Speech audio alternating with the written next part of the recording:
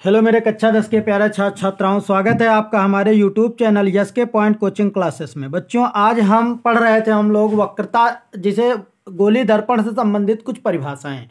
उसमें जैसा कि मैंने आपको दर्पण का ध्रुव क्या है, वक्रता केंद्र क्या है, इनकी परिभाषाएं बताई थी।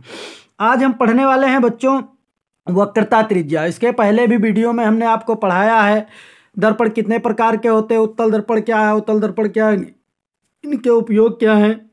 ठीक है बच्चों, ये सब चीज़ें आज सीखना है हमको। तो बहुत इंपॉर्टेंट है, परीक्षा की दृष्टि से यूपी बोर्ड एग्जाम में बहुत पूछा जाता है कि गोली दर्पण की वक्रता त्रिज्या किसे कहते हैं। तो बच्चों हम लोग सीखते हैं, बहुत अच्छे तरीके से सीखते हैं। देखो वक्रता त्रिज्या होती क्या है, पहले ये पढ़ो। तो बच्चों क्या होता है, हम परिभाषा आपको लिखाते हैं, समझिए आप लोग। हम यहाँ आपको एक एक चीज़ बिल्कुल स्पष्ट रूप से पढ़ाते हैं। ठीक है बच्चों, गोलीय दर्पण, किसी गोलीय दर्पण के वक्रता केंद्र तथा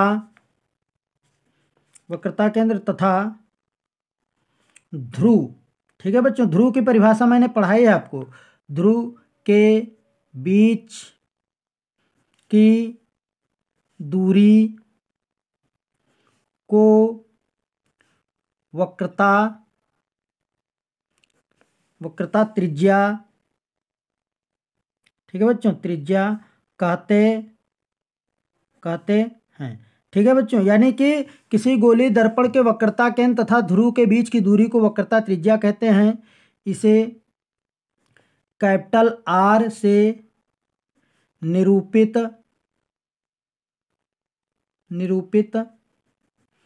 करते हैं। ठीक है बच्चों, ये मैंने परिभाषा लिख दी, यानी किसी गोलीय दर्पण के वक्रता केंद्र तथा ध्रुव के बीच की दूरी को वक्रता त्रिज्या कहते हैं। जैसे बच्चों हम लोग लेते हैं यहाँ पे हम लोग उत्तल दर्पण ले लेते हैं, मान लीजिए उत्तल दर्पण।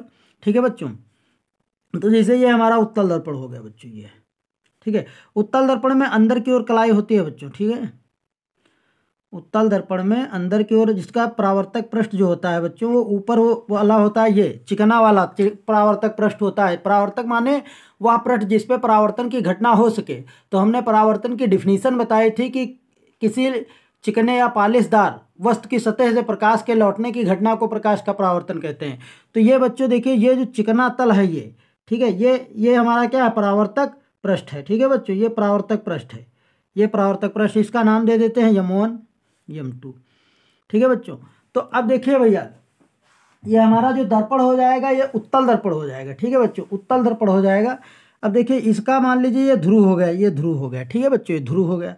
तो जब ये ध्रुव हो गया तो ये जैसे यहाँ पे वक्रता केंद्र हो जाएगा। मतलब मान लीजिए जैसे ये ऐसे डाट डाट में हमारा ऐसे इस तरीके का मान लीजिए वृत्त बनेगा गोल।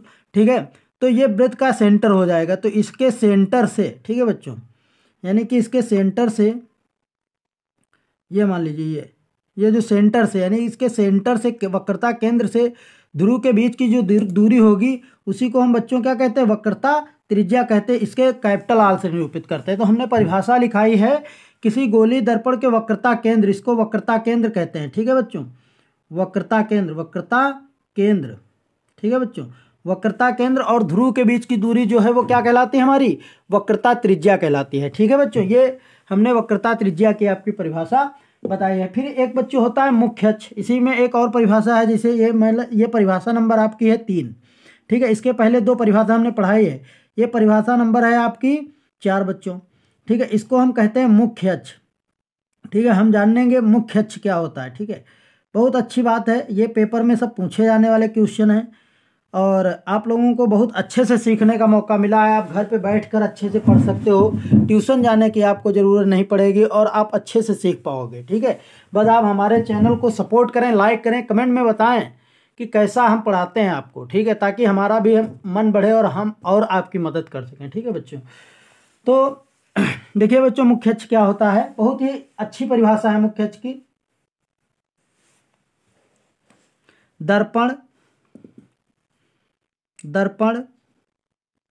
के ध्रुव और दर्पण के ध्रुव और केंद्र को मिलाने वाली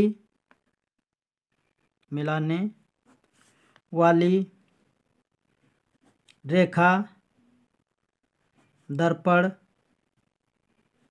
का मुख्य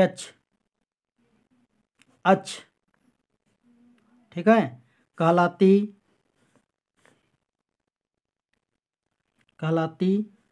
है। ठीक है बच्चों, हमने परिभाषा लिखी, दर्पण के ध्रुव और वक्रता केंद्र को मिलाने वाली रेखा दर्पण का ध्रुव कहलाती है। जैसे ये हमने यहाँ पे भी लिया था, ये हमारा कौन सा दर्पण था बच्चों? उत्तल दर्पण था, उत्तल। ठीक है, दर्पण, ये उत्तल दर्पण था। उत्तल दर्पण में अंदर की पृष्ठ को कलाई की जाती है, उभरा हुआ पृष्ठ उसका परावर्तक पृष्ठ होता है। ठीक है, अब जैसे यहाँ पे हम ले लेते हैं एक दर्पण, मान लीजिए ले लिए हैं,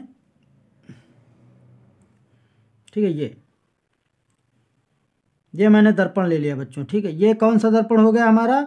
ये दर्पण हो गया हमारा अवतल दर्पण। ठीक है, अवतल माने धसा हुआ। ठीक है बच्चों, तो अवतल दर्पण ले लिए हैं, इसका एक नाम रख दिए M1 M2। ठीक है बच्चों, इस बिंदु का नाम है P, यानी कि P फॉर पोल होता है, यानी ध्रुव होता है। और जैसे यहाँ पे इसको हम डॉट डॉट में ऐसे ये देखो बच्चों मिलाया, ये व्रत है हमारा। ठीक है, व्रती रूपी बना लिया है।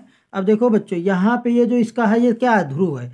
तो ये क्या है? ध्रुव। अब इसको इससे मिलाएंगे, वक्रता के, ये ध्रुव है, ये वक्रता केंद्र है, तो इसका नाम है C।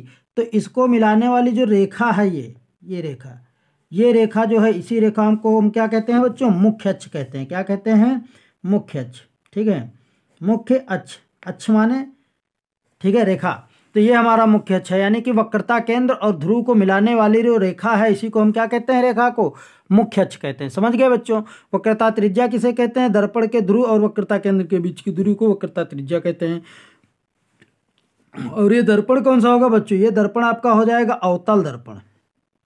अवतल दर्पण, अवतल और उत्तल दर्पण में फर्क है बच्चों। अवतल दर्पण में क्या होता है? बाहर की ओर कलाई होती है, अब अंदर का पृष्ठ चिकना होता है। अवतल माने धसा हुआ, अब अंदर का पृष्ठ जो धसा हुआ होता है वो चिकना होता है, उसी पे परावर्तन होता है, इसीलिए अवतल दर्पण कहलाता है। ये उत्तल दर्पण क्यों कहलाता है? क्योंकि इसका उभरा हुआ हिस्सा जो होता है वो चिकना होता है, परावर्तक होता है, इसी पे परावर्तन की घटना होती है।